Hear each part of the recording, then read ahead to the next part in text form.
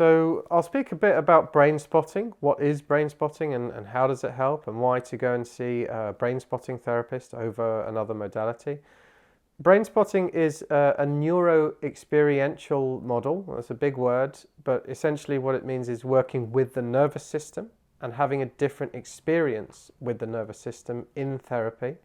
So we are rewiring the neural pathways in the brain as we have a different experience in therapy, and as we really work with the nervous system in a very finely attuned way to find out where dysregulation occurs and how to discharge it and clear it and repair it, and then return the nervous system to a state of homeostasis where it feels calm and stable and secure, and from that place where we can be safe and social, where we can regulate ourselves and co-regulate with others, and then also feel that our physiology is at rest. Often it's called the state of rest and digest, where our nervous system just feels very safe and calm. So brain spotting allows us to do that by understanding how the nervous system works and really treating the client as a whole person, working with the mind and the body and the nervous system, and working in a very finely tuned way. So in a brain spotting session,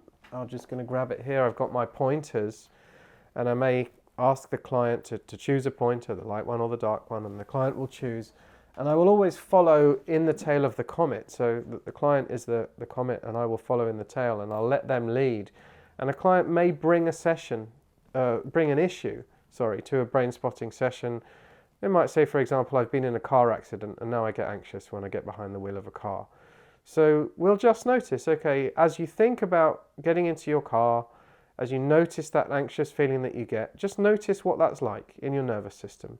Notice what that activates, notice what you're feeling, and we're just going to use the pointer to try and pinpoint where that resides in the neural pathways of the brain as they channel through the visual cortex. So brain spotting was developed out of EMDR, which also uses the visual cortex of the client to work with the nervous system. So we'll be working with the nervous system and say, notice where you feel that anxiety. Where is that in your body? And the client might say, yeah, I can feel a tightness in my chest. I feel tense in my shoulders. I get a bit of a headache. I can really feel it as I imagine getting back behind the wheel of the car. And I'll say, okay, notice where you feel that. Is that more perhaps over to your left-hand side? Is it more in the middle of your eye line? Or is it over towards your right-hand side? And often people will say, well, yeah, it's weird, it's interesting, but I do notice it more over to that side. And then we'll start to fine-tune it. Okay, is it higher up towards the ceiling? Is it lower down towards the floor? Guide me. Let's find it together. And we'll find that spot where there is a sense that that's where the nervous system is getting activated. And we'll just process there. We will trust that the genius brain and nervous system that have taken years and years to evolve, that they know what they need to do to achieve homeostasis and to return the person to a state of calm and safety. So we will process on there, and very often there's a very powerful experience of discharge, of discharging the trauma, working through what happened, and then over time returning to a sense of safety. So that's what a brain spotting session will look like.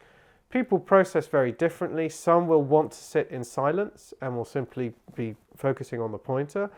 Others will continue to process verbally and will continue to have a session that looks very much like a traditional talk therapy session, and will talk through everything that's going on. Others will pay very little attention to the pointer, will still be looking all around the room as they process and as they discuss. So there's no right or wrong with it, but all we're doing is really being very highly attuned. There's a dual attunement process in brain spotting, not just the therapeutic attunement to what the client is saying, not just the content, but also the body and the nervous system and the physiology. So paying a lot of attention to that process as well. So there's a dual level to it. So it's a very experiential approach where the client has a different experience of working with their nervous system. And we're really paying a lot of attention to the subcortical brain, which is the processing emotional part of the brain, the same part of the brain that leads to our dreams at night when we're asleep. And that part of the brain can process incredibly fast when we allow it to, when we just hand control over to it. In our neocortical brain, we can process about 50 pieces of information per second. So when you're at work on your computer, tapping away and thinking about what you're trying to say, there's about 50 pieces of information per second that you can process there. But in the subcortical brain, the deeper primal brain, we process about 11 million pieces of information per second. And that's just every cell, every molecule of our body trying to achieve homeostasis, being in communication with other parts of the body, and really making sense of everything that we're going on in every moment. And we're unaware of that most of the time. But by sitting with that and working with that subcortical brain, we can really do a lot of deep work in therapy. So it's a form of depth psychology. It's a neuro-experiential approach. And it also includes aspects of somatic therapy, which means working somatically with the body, working with what we feel in the body. So it's a body-mind approach. It's a parts approach. We recognize that we are made up of our constituent parts, the physical parts, all of the cells in our body, the different organs, the different limbs, but also the psychological parts. If you're familiar with approaches like internal family systems, things like that, where many times in therapy we'll recognize that a person contains multitudes. In an approach like transactional analysis, where we might talk about the inner child, the parent, the inner adult, all these different modes that we all go into and out of depending on context. We need to have that ability to go into different parts. We can be fun and spontaneous and be in the playground with our children, and then suddenly a dog jumps over the fence and there's danger, and we have to immediately be able to switch into responsible adult mode. That's an example. But we all have these different psychological parts, and sometimes there are many of them that we may not even be aware of.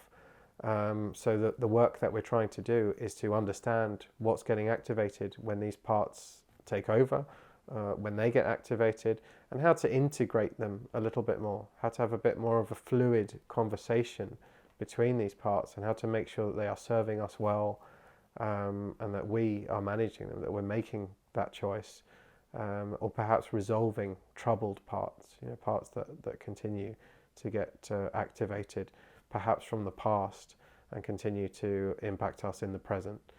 So it's a parts approach, it's an experiential approach, works with the body, and it's a form of depth psychology. So it can be very powerful alongside other traditional talk therapy approaches. It's really powerful in working with the whole person to resolve an issue.